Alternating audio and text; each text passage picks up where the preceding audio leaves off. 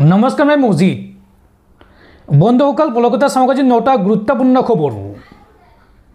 প্রথমটো খবর আইন কানুন জলাঞ্জলি দি অসমত সরকারে চলাইছে উচ্ছেদ। উচ্চতম ন্যায়ালয়ৰ নিৰ্দেশ মানি চলা নাই বিজেপি চৰকাৰে। অসমত চলা উচ্ছেদক লৈ এবাৰ ৰাজ্যপালক সাক্ষাৎ কংগ্ৰেছ বিধায়িনী দলৰ।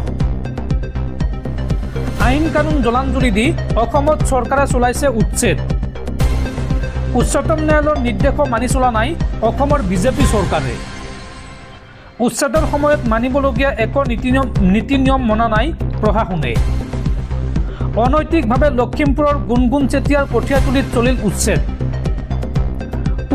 পূৰ্বৰ উচ্ছেদ অভিযানৰ পৰা একোৱে শিক্ষা নললে চৰকাৰে। অসমত চলা উচ্ছেদক লৈ এইবাৰ ৰাজ্যপালক সাক্ষাৎ কৰিলে কংগ্ৰেছ বিধায়িনী দলে।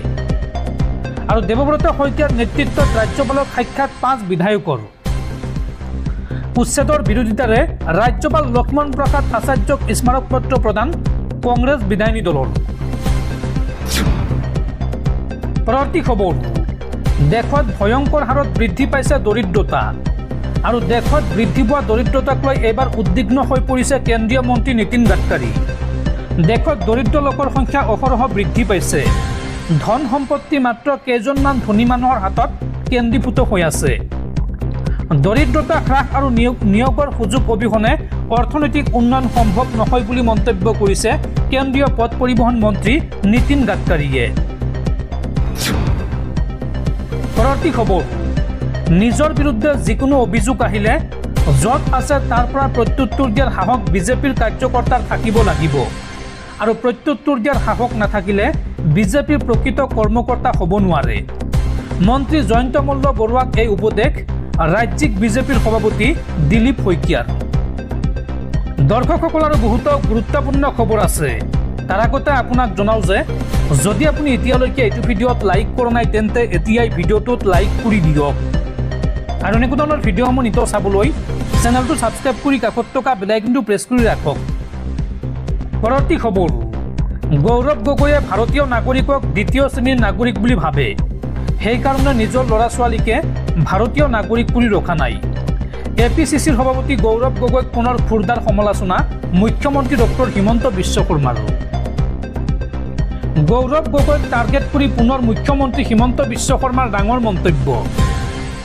মুখ্যমন্ত্ৰীগৰাকীয়ে কয় যে গৌৰৱ গগৈয়ে ভাৰতীয় নাগৰিকক দ্বিতীয় শ্ৰেণীৰ নাগৰিক বুলি ভাবে আৰু সেইকাৰণে নিজৰ ল'ৰা ছোৱালীকে ভাৰতীয় নাগৰিক কৰি ৰখা নাই। গৌৰৱ গগৈৰ কথাত গুৰুত্ব দি লাভ নাই। 26ৰ নিৰ্বাচনটো দূৰৰে কথা। দুদিন পিছত তেওঁলোকে ক'ব আমি 31ৰ কাৰণেহে লাগি আছো বুলি। আৰু 10 ছেপ্টেম্বৰত গৌৰৱ গগৈৰ সকলো কথা ফাদিল হ'ব। গৌৰৱ গগৈক টাৰ্গেট কৰি পুনৰ মুখ্যমন্ত্ৰী হিমন্ত বিশ্ব শৰ্মাৰ এই ডাঙৰ মন্তব্য। পৰৱৰ্তী খবৰ দেশৰ কোটি কোটি কৃষকলৈ ভাল খবৰ। জুলাই মাহতে কৃষকসকলে লাভ কৰিব PM কিষাণ সন্মান নিধিৰ 20 নম্বৰ কিস্তিৰ ধন। 14 জুলাইৰ পিছত মুকলি হ'ব প্ৰধানমন্ত্ৰী কৃষক সন্মান নিধিৰ 20 নং কিস্তিৰ ধন। দেশৰ কোটি কোটি কৃষকৰ বাবে আহি গ'ল ভাল খবৰ। 14 জুলাইৰ পিছত মুকলি হ'ব প্ৰধানমন্ত্ৰী কৃষক সন্মান নিধিৰ ধন। জুলাই মাহতে PM কিষাণৰ 20 নং কিস্তিৰ ধন সোমাব কৃষকসকলৰ বেংক একাউণ্টত। 14 জুলাইৰ পিছত আনুষ্ঠানিক দিন ঘোষণা কৰাৰ সম্ভাৱনা। চৰকাৰে ধন বিতৰণৰ বাবে ইতিমধ্যে সাজু কৰিছে তালিকা। শীঘ্ৰে আপুনি কৰি লওক একেইটা কাম, অন্যথা বঞ্চিত হ'ব ধন লাভৰ পৰা। যোগ্য হিতাধিকাৰীৰ পৰিৱৰ্তে অযোগ্য হিতাধিকাৰীয়ে এইবাৰ ঘূৰাই দিব লাগিব ধন। আৰু এই ধন পাবলৈ আপুনি আজিয়ে PM কিষাণৰ ৱেবছাইটত কৰক eKYC। যিসকলে এতিয়ালৈকে eKYC কৰা নাই সোনকালে কৰি লওক। আৰু তালিকাত আপোনাৰ নাম আছেনে নাই এই সন্দৰ্ভত চাবলৈ বা এই তালিকাত নাম চাবলৈ মুকলি কৰা হৈছে ৱেবছাইট। PM কিষাণৰ অফিচিয়েল ৱেবছাইটত আপুনি প্ৰথমতে ভিজিট কৰক। তাৰপিছত ফাৰ্মাৰ্ছ কৰ্ণাৰত প্ৰৱেশ কৰক আৰু তাৰপিছত বেনিফিচিয়াৰী লিষ্টত গৈ চাব পাৰিব আপুনি নিজৰ নাম। আৰু এই সন্দৰ্ভত হিতাধিকাৰীৰ বাবে মুকলি কৰা হৈছে টল ফ্ৰী নম্বৰ। এই সন্দৰ্ভত যিকোনো সমস্যা হ'লেই আপুনি ফোন কৰি দিব পাৰিব অভিযোগ। আপুনি এতিয়াই মোবাইলত সেভ কৰি লওক 155261 অথবা আপুনি ফোন কৰক 1800115526 নম্বৰত। লগতে আন এটা নম্বৰ আছে, নম্বৰটো হৈছে 01123381092। এই তিনিটা নম্বৰৰ ভিতৰত যিকোনো এটা নম্বৰত ফোন কৰি পিএম কিষাণ সন্দৰ্ভত যিকোনো অভিযোগ আপুনি দাখিল কৰিব পাৰিব। পৰৱৰ্তী খবৰ, আমেৰিকাত গ্ৰেপ্তাৰ নীৰৱ মোদীৰ ভাতৃ নিহাল মোদীক। পিএনবি বেংক প্ৰবঞ্চনাৰ গোচৰত নিহাল মোদীক গ্ৰেপ্তাৰ মাৰ্কিন আৰক্ষীৰ। উল্লেখযোগ্য যে পিএনবিৰ কেলেংকাৰীৰ পিছতে ভাৰতৰ পৰা গৈ বেলজিয়ামৰ নাগৰিকত্ব লৈছিল নিহাল মোদীয়ে আৰু শনিবাৰৰ দিনটোত আমেৰিকাত গ্ৰেপ্তাৰ কৰা হৈছে নিহাল মোদীক। পৰৱৰ্তী খবৰ, আদানী আম্বানী ৰামদেৱক বিঘাই বিঘাই মাটি দিয়া চৰকাৰে অসমৰ খিলঞ্জীয়া লোকক অধিকাৰ দিব নোখোজে। খিলঞ্জীয়াৰ কঠীয়াতলীত বুলডোজাৰ চলাই জাতীয় চেতনাত আঘাত সানিছে চৰকাৰে। খিলঞ্জীয়াক উচ্ছেদ কৰাক লৈ এইবাৰ গৰজি উঠিল অসম জাতীয় পৰিষদৰ সভাপতি লুৰিণজ্যোতি গগৈ। খিলঞ্জীয়াক উচ্ছেদ কৰাক লৈ এইবাৰ গৰজি উঠিল অসম জাতীয় পৰিষদৰ সভাপতি লুৰিণজ্যোতি গগৈ। খিলঞ্জীয়াৰ কঠীয়াতলীত বুলডোজাৰ চলাই জাতীয় চেতনাত আঘাত সানিছে চৰকাৰে। নিৰ্বাচনৰ সময়ত খিলঞ্জীয়াক ভূমিপট্টা দিয়াৰ কথা কৈছিল চৰকাৰে, কিন্তু এই পৰ্যন্ত খিলঞ্জীয়া লোকে পোৱা নাই ভূমিৰ পট্টা। অসমৰ খিলঞ্জীয়া লোকক অধিকাৰ দিব নোখোজে বিজেপি চৰকাৰে। আদানী আম্বানী ৰামদেৱক বিঘাই বিঘাই মাটি দিছে এইখন চৰকাৰে। ইয়াৰ পৰিৱৰ্তে ভূমিহীন খিলঞ্জীয়া লোকৰ ওপৰত বুলডোজাৰ চলাইছে এইখন বিজেপি চৰকাৰে। এই মন্তব্য কৰিছে অজাপৰ সভাপতি লুৰিণজ্যোতি গগৈয়ে। পৰৱৰ্তী খবৰ, ষষ্ঠ অনুসূচীৰ এলেকাৰ পৰা ক্ষমতা কাঢ়ি লৈছে মুখ্যমন্ত্ৰী হিমন্ত বিশ্ব শৰ্মাই।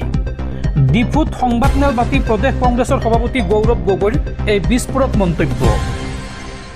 বিটিআৰ ডিমা হাছাও কাৰ্বি আংলঙৰ দৰে স্বায়ত্তশাসিত পৰিষদৰ সাংবিধানিকভাৱে প্ৰদত্ত ক্ষমতা ৰিমট কণ্ট্ৰলৰ জৰিয়তে এতিয়া দিছপুৰৰ পৰা নিয়ন্ত্ৰণ কৰিছে হিমন্ত বিশ্ব শৰ্মা নেতৃত্বাধীন বিজেপি চৰকাৰে। এই গুৰুতৰ অভিযোগ উত্থাপন কৰি আজি অসম চৰকাৰৰ বিৰুদ্ধে পুনৰ সৰব হৈ পৰিল অসম প্ৰদেশ কংগ্ৰেছ কমিটিৰ সভাপতি গৌৰৱ গগৈ। শনিবাৰে কাৰ্বি আংলঙৰ ডিফুত এক সংবাদমেলত তেওঁ কয় যে যিসকলে ষষ্ঠ অনুসূচীৰ আত্মাক ৰক্ষা কৰিব লাগিছিল সেইসকলে এতিয়া এই ষষ্ঠ অনুসূচীৰ আত্মাক ধ্বংস কৰিছে। গৌৰৱ গগৈয়ে কয় যে ষষ্ঠ অনুসূচীত অন্তৰ্ভুক্ত অঞ্চলসমূহক যি প্ৰশাসনিক আৰু আৰ্থিক স্বায়ত্তশাসন দিয়াৰ কথা আছিল, কিন্তু বাস্তৱত এতিয়া দিছপুৰৰ পৰা নিয়ন্ত্ৰিত হৈ আছে। তেওঁ কয় যে ষষ্ঠ অনুসূচী দিয়াৰ উদ্দেশ্য হৈছে বিভিন্ন জনগোষ্ঠীৰ লোকসকলক স্বায়ত্তশাসনৰ সুযোগ প্ৰদান কৰা। নিজৰ অঞ্চলৰ উন্নয়নৰ ক্ষেত্ৰত এই অঞ্চলৰ লোকসকলে ক্ষমতা পাব লাগে। মূল কথাটোৱে হৈছে ক্ষমতাৰ বিকেন্দ্ৰীকৰণ। ক্ষমতা দিল্লী দিছপুৰৰ পৰা নহয়, ডিফুৱে পাব লাগে, বিটিআৰে পাব লাগে, ডিমা হাছাৱে পাব লাগে, এই মন্তব্য কৰে গৌৰৱ গগৈয়ে। কংগ্ৰেছে ক্ষমতাৰ বিকেন্দ্ৰীকৰণক সদায়ে সন্মান কৰি আহিছে বুলি উল্লেখ কৰি প্ৰদেশ কংগ্ৰেছৰ সভাপতিগৰাকীয়ে কয় যে আজি স্থানীয় পৰিষদসমূহৰ হাতত একো নাই, মুখ্যমন্ত্ৰীয়ে নিজেই সকলো সিদ্ধান্ত লৈছে। আজিৰ জনজাতীয় লোকসকলৰ ভৱিষ্যত দূৰৰ পৰা জাৰি কৰা নিৰ্দেশৰ ওপৰত নিৰ্ভৰশীল। তেওঁ কয় যে কংগ্ৰেছ চৰকাৰে সদায় স্থানীয় নেতৃত্বক গুৰুত্ব দি আহিছে। কংগ্ৰেছে বুজি পায় যে আমাৰ দেশৰ ভিতৰত মাত্ৰ এটা চিন্তাধাৰা ৰাজত্ব হ'ব নোৱাৰে, অসমৰ ভিতৰতো মাত্ৰ এটা চিন্তাধাৰা ৰাজত্ব হ'ব নোৱাৰে। আমি ক্ষমতা বিকেন্দ্ৰীকৰণ কৰিব লাগিব। সকলোৰে নিজৰ আশা সপোন আছে। সকলোৱে আৰ্থিকভাৱে, সামাজিকভাৱে আৰু ৰাজনৈতিকভাৱে অধিক শক্তিশালী হোৱাটো বিচাৰোঁ, কিন্তু এতিয়া মুখ্যমন্ত্ৰী হিমন্ত বিশ্ব শৰ্মাৰ চৰকাৰে ষষ্ঠ অনুসূচীৰ আত্মাক আঘাত সানিছে। এই মন্তব্য কৰে গৌৰৱ গগৈয়ে। পৰৱৰ্তী খবৰ, সাংসদ কামাখ্যা প্ৰসাদ তাছালৈ নতুন দায়িত্ব কেন্দ্ৰীয় চৰকাৰৰ। কাজিৰঙাৰ সাংসদ কামাখ্যা প্ৰসাদ তাছালৈ ভাৰতীয় খাদ্য নিগম চমুকৈ FCIৰ অধ্যক্ষৰ দায়িত্ব কামাখ্যা প্ৰসাদ তাছাক কেন্দ্ৰীয় চৰকাৰে দিছে এই নতুন দায়িত্ব।